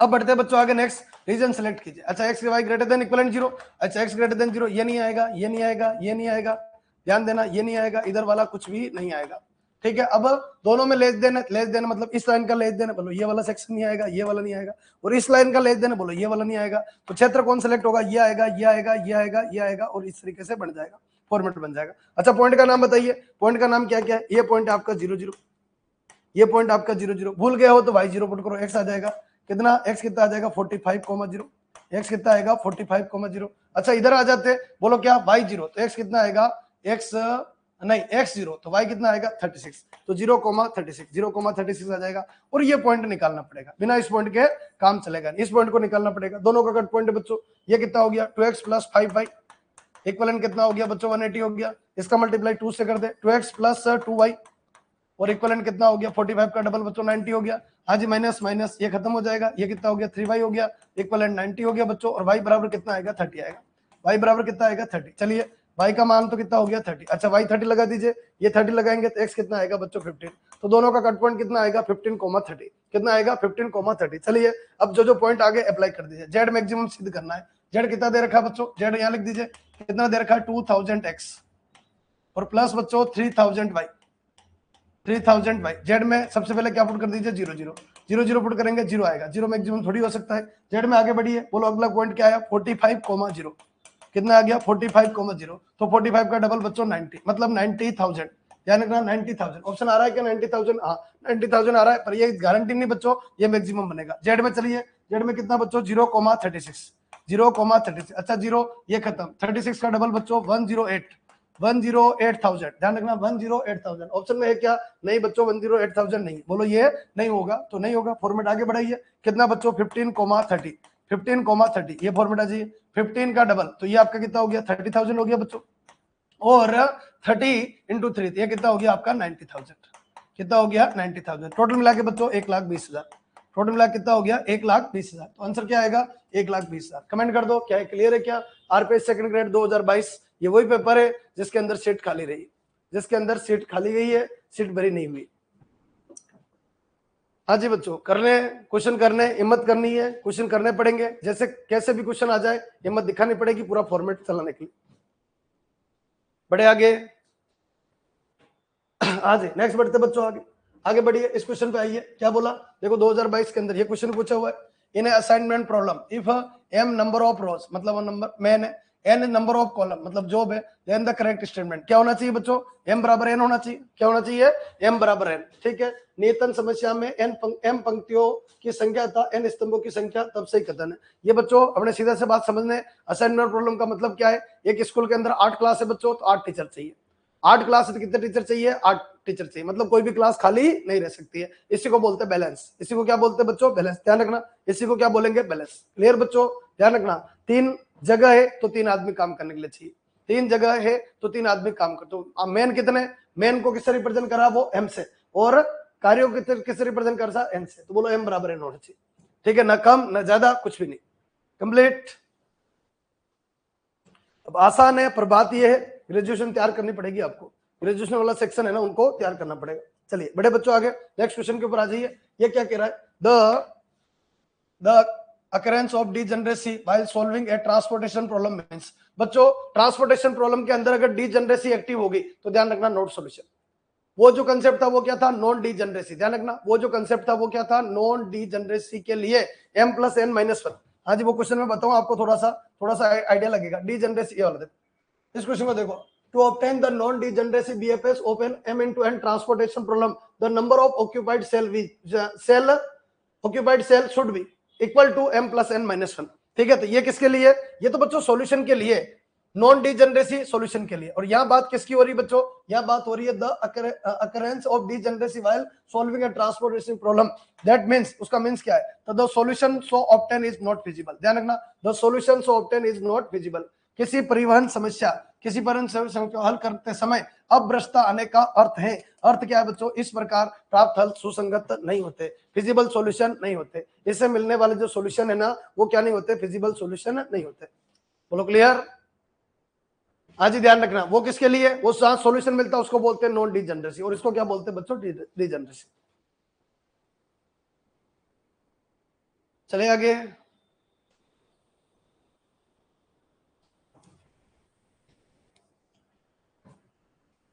कंप्लीट। कमेंट करा करो सारे साथीगण। चलिए आगे बढ़ाते बच्चों। ये फिर 2022 में क्या बोल रहा है? If the primal problem has a unbounded solution then dual is. यदि आद्य समस्या का हल अपरिबद्ध हो तो उसकी द्वितीय समस्या का हल कैसा होगा? ये पूछ रहा है बच्चों। ये 2 थ्योरम पे डिपेंड। देखिए इस थ्योरम को पढ़िए, फंडामेंटल थ्योरम ऑफ ड्यूलिटी, द्वैतता का मूल प्रमेय। If the PP has a finite optimal solution then its DP also has a optimal solution and conversely. यदि किसी पीपी का एक परिमित ऑप्टिमल सॉल्यूशन विद्यमान हो तो इसकी डीपी का भी एक परिमित ऑप्टिमल सॉल्यूशन क्या होता है? विद्यमान होता है। क्या होता है? प्रिमल सॉल्यूशन का भी, प्रिमल सॉल्यूशन का optimal solution finite optimal solution है तो उसका डीपी जो होगा उसका भी क्या होगा? फाइनाइट ऑप्टिमल सॉल्यूशन होगा। ठीक है, एक फॉर्मेट और देखिए, क्या बोलो? if the primal problem has unbounded solution then its dual has either no solution और अनबाउंडेड सॉल्यूशन। ये यहां से या इस जगह से क्वेश्चन आया हुआ है। क्या बोला? यदि किसी पीपी का अपरिबद्ध हल हो तो उसकी डीपी या तो अपरिबद्ध हल होगा या फिर क्या होगा, कोई हल नहीं होगा। यानी या तो अनबाउंडेड होगा या फिर क्या होगा, कोई हल नहीं होगा, ध्यान रखना। तो अपना जो क्वेश्चन है उस क्वेश्चन के ऊपर वापस आ जाते हैं। अपना क्वेश्चन क्या कह रहा है, अपना क्वेश्चन कह रहा है क्या, if the primal problem has unbounded solution then dual has, बोलो क्या, ओनली अनबाउंडेड सॉल्यूशन, नहीं बच्चों, डीजेनरेस, ये तो खत्म है मामला, नॉट डीजेनरेस, ये दोनों तो यहाँ काम ही नहीं। बोलो आंसर क्या आएगा, आइदर अनबाउंडेड सॉल्यूशन और नो सॉल्यूशन, या तो अपरिबद्ध होगा या फिर कोई हल नहीं होगा। कंप्लीट बच्चों, कहां से क्वेश्चन उठाया मैंने आपको बता दिया, साथ साथ में मैंने इसको पिन भी कर दिया, इस फॉर्मेट को भी साथ में देख लेना, जस्ट आगे या पीछे आपके पीडीएफ के अंदर डाल दिया ताकि बढ़िया तरीके से क्लियर हो जाए। रिवीजन जब करो, जब लास्ट में जा रहे हो, एक बार पीडीएफ देख जाना, ये पेपर सॉल्यूशन की आपकी प्रॉब्लम जो है वो आपको खत्म हो जाएगी।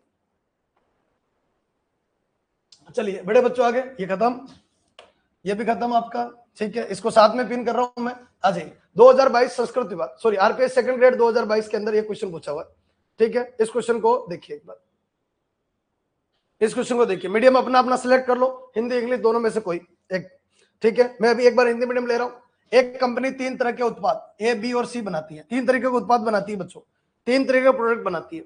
आप खिलौने वाली फैक्ट्री में जाइए, 3 अलग अलग तरीके के खिलौने बनते हैं, 3 अलग अलग तरीके क्या बनते हैं, खिलौने बनते हैं। वैसे कोई कंपनी है 3 तरीके के अलग अलग प्रोडक्ट बना रही है, ये मान के चलिए। इन पर लाभ क्रमशः 3 रुपए, 2 रुपए, 4 रुपए है।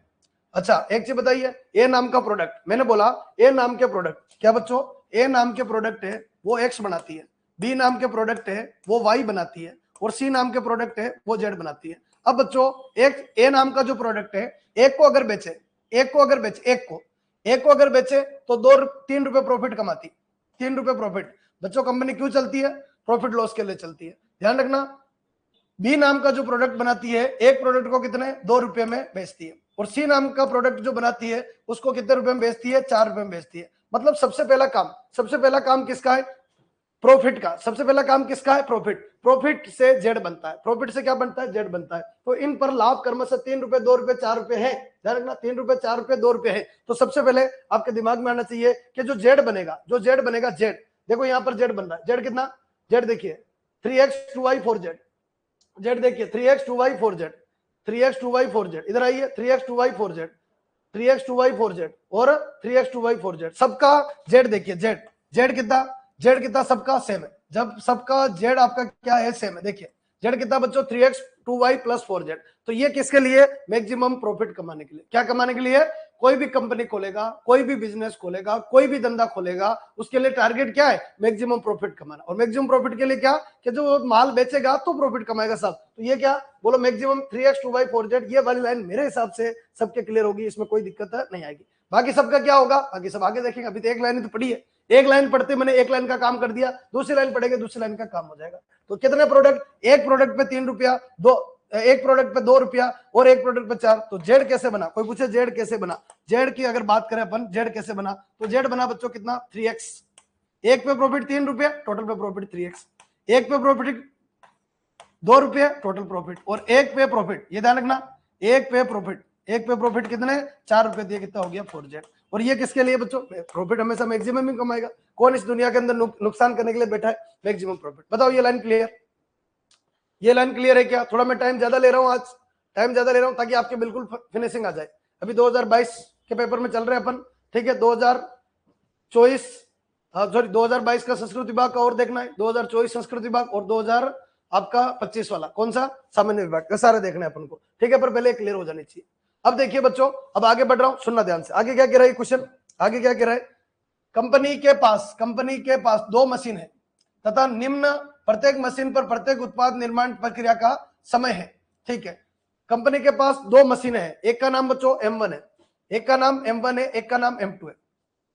हाँ, ए नाम के प्रोडक्ट को बढ़ाने के लिए M1 नाम की मशीन है ना, वो कितना समय देती है, 4 मिनट का। ध्यान रखना, कितना समय देती है, 4 मिनट का। ध्यान देना, कितना समय देती है, 4 मिनट का। और ये समय देती है 2 मिनट का। ये 4 मिनट का समय देती है, 2 मिनट का देती है। ये 3 मिनट का, ये 2 मिनट का, ये 5 का, ये 4 का। चलो ये ठीक है, ये देखेंगे, ये क्या है, मिनट है, ध्यान रखना, मिनट है। एक प्रोडक्ट अगर बढ़ाना है ना, एक प्रोडक्ट ए वाला बनाना है ना, तो 2 मशीनें लगेगी। 2 मशीनें में पहली वाली मशीन कितने मिनट का समय देगी, 4 मिनट, और दूसरे वाली समय 4 मिनट देगी नहीं, 4 मिनट उसको बनाने में लगेगा और 2 मिनट दूसरे वाली मशीन, तब जाके ए नाम का प्रोडक्ट बनेगा। ए नाम का प्रोडक्ट तब बनेगा जब फॉर्मेट है। अच्छा बी नाम का प्रोडक्ट कब बनेगा, जब 3 मिनट तो कौन देवे, पहली मशीन देवे, और 2 मिनट कौन देवे, दूसरी मशीन देवे। और सी नाम का प्रोडक्ट कब बनेगा, बोलो 5 मिनट तो कौन सी देवे, पहली मशीन देवे, और 4 मिनट कौन सी देवे, दूसरी मशीन देवे। अब सुनो आगे बढ़ते हैं, बोलो क्या, मशीन M1 तथा M2 के क्रमशः 2000 और 2500 मशीन मिनट है। ध्यान रखना क्या बोला, मशीन M1 और M2 के क्रमशः 2000 और 2500 मशीन मिनट है। अब मैं यहां पर एक इक्वेशन बना रहा हूं, सेट करना। यहां मैं एक इक्वेशन बना रहा हूं, मैंने बोला मशीन M1 कितनी अवेलेबल है, बोलो 2000 अवेलेबल है। मशीन M1 के पास कितने मिनट अवेलेबल है, 2000। मैंने बोला कि अगर 4 मिनट एक प्रोडक्ट को देता है एक्स वाले को, तो टोटल कितने, 4x खर्चा है, 4x खर्चा, ध्यान रखना 4x खर्च कर दिया। ए नाम का प्रोडक्ट कितने बने, ए नाम का प्रोडक्ट एक्स बने, एक पे कितना खर्चा, 4 मिनट, तो टोटल कितना बनेगा, 4x। दूसरे आते बच्चों, ये M1 की बात कर रहे हैं, सिर्फ M1 की बात कर रहे हैं, सिर्फ M1 की, M2 की बात नहीं। तो बी नाम का प्रोडक्ट बनाएगा, कितने प्रोडक्ट बनाए, वाई प्रोडक्ट, एक पे कितना खर्चा, 3 मिनट, टोटल खर्चा कितना बनेगा, 3 वाई, और फिर बोलिए कितना, बोलो 5, और कितना बन जाएगा, जेड, 5 जेड कहां से ले रहे, 4x 3y 5z। अब ये कह रहा है कि ये जो डेटा है ना, ये डेटा जो है वो क्या कह रहा है कि मशीन M1 तथा M2 क्रमशः 2000 और 2500 मशीन मिनट है, उनके पास कितने मिनट है, 2000 और 2500, तो बोलो हाईएस्ट 2000 मिनट तक अवेलेबल, हाईएस्ट कितने अवेलेबल है, 2000 मिनट तक आपका अवेलेबल, हाईएस्ट कितना अवेलेबल है, 2000 मिनट तक मामला अवेलेबल है। हाँ जी बच्चों, हाईएस्ट कितना अवेलेबल है, 2000 मिनट तक अवेलेबल, क्या है, क्लियर है क्या। हाँ जी यहाँ आ जाइए, देखिए 4x plus 3y plus 5z less than equivalent 2000, 4x plus 3y 5z greater than equivalent, 4x plus 3y 5z less than equivalent, और 4x प्लस 3y 5z। कौन सा गलत हुआ इसमें, आपका सेकंड नंबर ऑप्शन गलत हो गया। ऑप्शन नंबर कौन सा गलत हो गया, सेकंड नंबर हो गया। अब आपको थोड़ा समझ में अगर आ गया हो तो सेकंड वाली एक लाइन और बन गई, कौन सी, बोलो ये वाली लाइन भी बना ले। ये वाली लाइन बनाए, कैसे बनेगा, 2x आएगा, प्लस कितना आएगा, 3y आएगा, और प्लस कितना आएगा, 4z आएगा, और ये कितना आएगा बच्चों, हाईएस्ट, बच्चों हमेशा 2500 मिनट अवेलेबल है, 2500 मतलब 2500। सर ये ग्रेटर देन लेस देन कैसे लगा रहे हो बच्चों, कोई भी बंदा, मैं कहता हूं, मैं पर डे कितने 8 घंटे क्लास लेता हूं, मैं पर डे कितने 10 घंटे क्लास लेता हूं, मैंने बोला 10 घंटे में क्लास लेता हूं बच्चों, 10 से कम हो सकती है, 10 से ज्यादा नहीं हो सकती, वो मेरी रेंज बता रहा हूं, मैं 10 घंटे ले सकता हूं, ठीक है, 10 से हमेशा क्या होगी, कम होगी, ज्यादा नहीं होगी, ये मेरी रेंज है, मैक्सिमम बता रहा हूं मैं आपको। तो ध्यान रखना वही है कि मशीन के पास 2000 मिनट अवेलेबल, 2500 अवेलेबल। तो यहाँ देखिए 2x plus 2y 4z less than 2x plus, देखो ये तो अपन ने ये तो काट ही दिया, 2x plus 2y less than equivalent, और 2x प्लस, देखो ये सब सेम है, देखो ये सेम है बच्चों, ये देखो ये सेम है, ये वाला सेम है, कहीं चेंज हो तो बता देना, और ये सेम है, देखो ऑप्शन अच्छे बना रखे, ऑप्शन अच्छे बना रखे, पूरा फॉर्मेट ये, ठीक है। तो देखिए अभी तक कितनी, 3 इक्वेशन सब में सेम है, पहला ऑप्शन, दूसरा, पहला, तीसरा और चौथा में 3 इक्वेशन क्या है बच्चों, सेम, 3 इक्वेशन क्या है। अब बोलो बड़े आगे, अब ये क्या कह रहा, लास्ट लाइन को और पढ़ो, कंपनी को 100A 200B और 50C का उत्पादन करना है, लेकिन ए के 150 से ज्यादा नहीं। कंपनी ए नाम के प्रोडक्ट के कम से कम कितने बनाने हैं, 100, कम से कम 100 बनाने ही बनाने हैं फिक्स है, पर 150 से ज्यादा नहीं। तो ध्यान रखना, एक्स के बारे में बात बोली, एक्स हाईएस्ट कितना 150 और लोवेस्ट कितना बच्चों 100। ध्यान रखना, ए वाला जो प्रोडक्ट है, यानी एक्स वाला जो प्रोडक्ट है, कम से कम कितने बनाएगा, 100 बनाएगा। देखो क्या बोला, कंपनी 100A 200B और 50C का उत्पादन करना है, लेकिन ए के 150 से ज्यादा नहीं, ए किससे ज्यादा नहीं, 150 से ज्यादा नहीं। तो ए के बारे में क्या बोला, ए के बारे में क्या बोला, ये देखो एक्स जो है 0 से 150, गलत बात है बच्चों, यहाँ आइए, एक्स जो है वो 100 से 150, ये देखो 100 से 150 आ रहा है बच्चों, 100 से 150 आ रहा है, ये ठीक है मामला, ये अभी तक ठीक है। हाँ जी, फिर आइए 100 से 150, देखो ये भी सही है, ये भी मामला क्या है बच्चों, सही है, ये भी आपका सही है, ठीक है। अभी तक 2 ऑप्शन आए। अब बोलो और क्या बोला यहाँ पर, यहाँ बोला कंपनी को 200B, क्या बोलो 200B, कम से कम कितने बनाने, 200B बनाने, भी मतलब भाई जो है ना, कम से कम कितने बनाने बच्चों, 200 बनाने, ज्यादा ज्यादा स्टार्ट कहां से करना पड़ेगा, 0 से। तो वाई के बारे में क्या बोलो, 0 से 200, और जेड कितना बच्चों, जेड के लिए क्या बोला, जेड प्रोडक्ट 50, बोलो जेड क्या, बोलो जेड कितना, हाईएस्ट कितना बच्चों 50, और लोएस्ट कितना बनेगा बच्चों 0। अब ऐसा कौन सा ऑप्शन आ रहा है, मेरे हिसाब से पहला वैसे कट गया, और ये चौथा वाला भी कट गया, देखो y greater than equal 0, z greater than 0, answer कौन सा आएगा, 3rd नंबर। हाँ जी बच्चों, ये मैं थोड़ा जूम आउट हटा देता हूं, पूरा आप एक बार देख लीजिए, पूरा फॉर्मेट समझ में आ जाना चाहिए। ये देखो सारे ऑप्शन दिखाई दे रहे, थोड़ा छोटा हो गया, पीडीएफ के अंदर और देख लेना, बाकी मेरे हिसाब से ऑप्शन 3 में ऑब्जेक्टिव फंक्शन रोंग है सर, ऑप्शन 3 में ऑब्जेक्टिव फंक्शन रोंग है। हाँ इसलिए डिलीट हो गया होगा, बाकी मतलब समझ में आ गया होगा। 3x plus 2y plus 4z होना चाहिए। यहाँ कितना होना चाहिए? 3x plus 2y plus 4z। Pattern समझ में आ गया होगा, पैटर्न समझ में आ गया होगा, ठीक है ना? पैटर्न समझ में आना चाहिए आपके। आजकल इस तरीके से क्वेश्चन आने लगे, ये लैंग्वेज वाले जो क्वेश्चन है ना वो पूछने लगे 2022 के बाद पूछने लगे, ठीक है? इसका आंसर स्टार दिया होगा बच्चों, इसका आंसर स्टार दिया होगा, स्टार दिया होगा इसका आंसर। बताओ देखे, मुख्य आंसर ही गलत हो गया, वहीं प्रॉब्लम हो गई। ये थोड़ा सा मेरे को भी पहले लग रहा था फ्लो में 3x प्लस 2y, तो ये तक शुरू में गलत हो जाता, और शुरू में गलत होता तो दिक्कत हो जाती, ठीक है? बाकी सब सेट हो गया, चलो गलत ही सही, पर उसके चक्कर में सारा सेट तो हो गया, सारा स्टेटमेंट सेट हो गया। तो ये थ्योरेटिकल क्वेश्चन किस तरीके से बनते हैं, एलपीपी के अंदर पूछ रहे, एक क्वेश्चन पूछा जा रहा है तो एक क्वेश्चन को आपको क्लियर करना है, ध्यान रखना। कंप्लीट? यस सर, स्टार्ट दिया, ठीक है जी। चलिए बड़े बच्चों आगे यहाँ आ जाओ, यहाँ आ जाओ बच्चों, इस क्वेश्चन को पढ़िए एक बार, अपने अपने मीडियम के अकॉर्डिंग पढ़ते जाओ। ये आरपीएस सेकंड ग्रेड 2022 संस्कृत विभाग क्वेश्चन पूछा हुआ है। क्या कह रहा है बच्चों? बूढ़ी मुर्गियां ढाई प्रति मुर्गी तथा जवान मुर्गियां 5.5 प्रति मुर्गी की दर से खरीदी जा सकती हैं। ध्यान करना, बोलो क्या कर रहे हैं बच्चों? एक बंदा मार्केट में गया, अपनी जेब में पैसे लेके गया और उसको बोला कि जो बूढ़ी मुर्गी है वो 2.5 रुपए मिलती है और जो जवान मुर्गी है वो 5.5 रुपए मिलती है, 5.5 प्रति मुर्गी की दर से खरीदी जाती है। मतलब मार्केट में गया और मुर्गियां लेके आया, घर पे अपने मुर्गियां लेके आया, ठीक है? सेट करना, बूढ़ी मुर्गियां एक सप्ताह में 2 अंडे देती है और जवान मुर्गियां एक सप्ताह में 5 अंडे देती है, ठीक है? बूढ़ी मुर्गियां एक सप्ताह में 2 अंडे देती है, जवान मुर्गियां एक सप्ताह में कितने अंडे देती है? 5 अंडे देती है। हिंदी इंग्लिश मीडियम देखते जाना फॉर्मेट। बूढ़ी मुर्गियों के अंडे का मूल्य 20 पैसे तथा जवान मुर्गी के अंडे का मूल्य 40 पैसे। अभी तक जो क्वेश्चन पढ़ा है ना उसके अंदर मैं आपको एक व्यवहारिक काम बताता हूँ। क्या कर रहा है बंदा? बंदे को बिजनेस करना है। किसका बिजनेस करना है? पोल्ट्री फार्म हाउस बनाना है, और उसके लिए एक टारगेट है। उस वो बाजार गया और 2.5 रुपए में उसको बूढ़ी मुर्गी मिलती है और 5.5 रुपए में उसको जवान मुर्गी मिलती है, और वो मुर्गियां खरीद के लाता है। क्या वो मुर्गियां बेचेगा? क्या नहीं बेचेगा, वो उन मुर्गियों से आने वाले जो अंडे हैं उन अंडों का बेचेगा, ठीक है? पर उसमें भी एक चीज है, क्या कि बूढ़ी मुर्गियों से जो बनने वाले जो अंडे हैं उसकी रेट कम मिलती है, और जवान मुर्गियों से बनने वाले जो अंडे हैं उनकी रेट क्या मिलती है? ज्यादा मिलती है, ठीक है? ये अभी तक का प्रीव्यू है। दिमाग में एक थ्योरी बननी चाहिए तो फिर मैथ काम करेगी, दिमाग में थ्योरी नहीं बनेगी तो साहब कुछ भी काम नहीं करेगा। तो ये दिमाग में एक बार थ्योरी बनाइए। क्या कर रहा है? मुर्गियां लेके आएगा, वो अंडे देगी, उन अंडे को बेचेगा और उन अंडों से प्रॉफिट कमाएगा, ये ध्यान रखना। हाँ जी, स्टार्ट करते, आगे बढ़ते। क्या बोला? एक मुर्गी को एक सप्ताह में खिलाने का वह 80 पैसे होता है। मुर्गियों का क्रय करने के लिए 90 प्राप्त हैं। अब सुनो ध्यान से, यहां से चीजें आने लगी। सबसे पहले मैंने बोला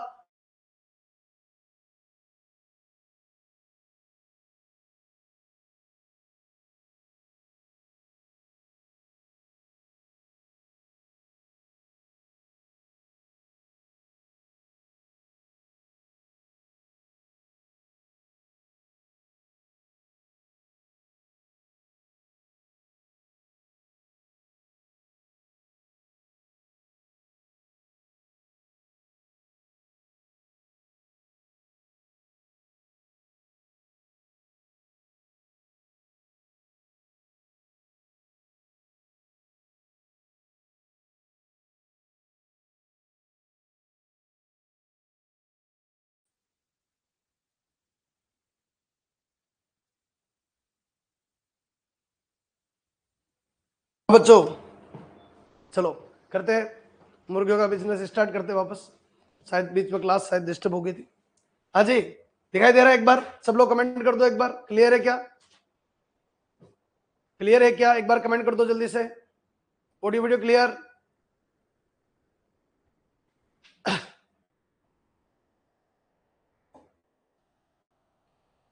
हाँ जी, सब लोग कमेंट कर दो, ऑडियो वीडियो क्लियर हो तो फिर बढ़े अपन आगे। क्लियर? चलो बढ़ते आगे, यहां आ जाओ बच्चों। यहां पर क्या कह रहा है? मुर्गियों को क्रय करने के लिए 90 रुपए में है उसके पास। ध्यान रखना, मुर्गियों खरीदने के लिए उसके पास 90 रुपए अवेलेबल है। मैं बाजार गया बच्चों, मैं बाजार गया और मैंने बोला एक्स, मैंने बूढ़ी मुर्गियां खरीदी। बूढ़ी मुर्गियां जो है ना वो मैंने कितनी ली बच्चों? एक्स ली। और जो जवान मुर्गियां है वो मैंने कितनी ली? वाई ली।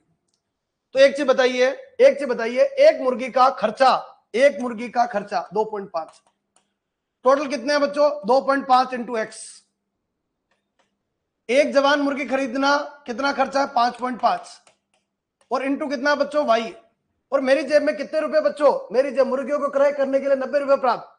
बच्चों 90 है, 90 क्या होंगे? हाईएस्ट है, हाईएस्ट है। 90 के 100 हो जाए तो मुर्गिया नहीं खरीद सकता, हाईएस्ट ध्यान रखना। तो यहां क्या आएगा? Less than equivalent 90।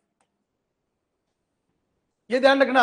अभी तक जो स्टोरी पढ़ी है वो स्टोरी मैंने आपको बता दी है। और बोलो मेरा हाईएस्ट कितने रुपए? 90। तो देखिए कितना, बोलो ऐसी इक्वेशन बननी चाहिए। 2.5x 2.5x1 5.5x2 less than equivalent 90 बन रही है ना? इसमें बन रही बच्चों, ये बन रही। क्या इसमें बन रही है? क्या इसमें बन रही बच्चों? क्या इसमें बन रही? क्या 2.5x1 5.x2 बोलो इसमें बन रही। और 2.5x1 5.5x2 greater than equivalent. अरे ग्रेटर देन कहां बनेगा बच्चों? ग्रेटर देन नहीं बनेगा, ध्यान रखना, ग्रेटर देन इक्विवेलेंट नहीं बनेगा। मेरी जेब में 90 रुपए हैं, मेरी जेब में 90 रुपए हैं बच्चों, ये हाईएस्ट है, हाईएस्ट है। 90 रुपए में मुर्गिया खरीद के आना, ये हाईएस्ट है। 90 के 100 नहीं हो सकते, ध्यान रखना। बोलो 90 कम से कम नहीं, 90 ज्यादा से ज्यादा। तो ज्यादा से ज्यादा में कितने ऑप्शन आगे बच्चों? 3 आगे। अब बड़े बच्चों आगे फिर रेडी करते आगे और पढ़ते और क्या कहानी मिले। और एक समय में कम से कम 30 मुर्गियों को रखने की आवश्यकता है बच्चों, ध्यान रखना। मैं मुर्गिया कितनी लाया? एक्स लाया। मैं मुर्गिया कितनी लाया? वाई लाया। कम से कम कितनी? 30 रख सकता हूं। कम से कम कितनी मुर्गियां रख सकता हूं? 30। बूढ़ी मुर्गिया एक्स लाया, जवान मुर्गिया वाई लाया। टोटल कितनी मुर्गिया लाया? X plus Y. कम से कम मेरे घर में रखने की जगह कितना है? 30 है। 30 कम से कम है, ज्यादा भी रह सकती, ज्यादा भी रह सकती। तो बोलो और इक्वेशन क्या आनी चाहिए? x1 plus x2 greater than equivalent 30। सही है। x1 plus x2 greater than equivalent 30। सही है। x1 plus x2 less than equivalent 30। ये गलत है, ये गलत। एक एक इक्वेशन के अंदर एक एक इक्वेशन खत्म हो जाती है, फॉर्मेट खत्म।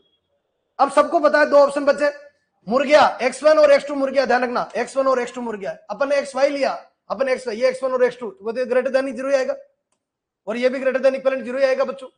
ये भी ग्रेटर देन इक्विवेलेंट 0 आएगा, ये भी ग्रेटर देन इक्विवेलेंट क्या आएगा बच्चों? 0 आएगा। ध्यान रखना फॉर्मेट। अब पूरा मामला किस पे बचा है? आपको समझ में आ गया होगा।